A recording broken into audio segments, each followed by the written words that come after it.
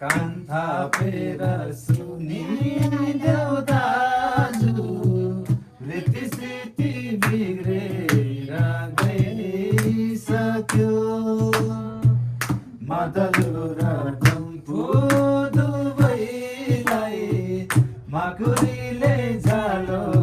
नै लगाइसक्यो अन्त बेर सुनिदेऊ दाजु रीतिसिति बिग्रेर गइसक्यो मादलु र डम्फु दुवैलाई माकुरीले झालो नै लगाइसक्यो चोरकाहरूले दौरा सुरुवाल बेचेको त छैन नेपालीको छोरा भन्छ शिरमा टोपी छैन पुर्खाहरूले दौरा सुरुवाल बेचेको त छैन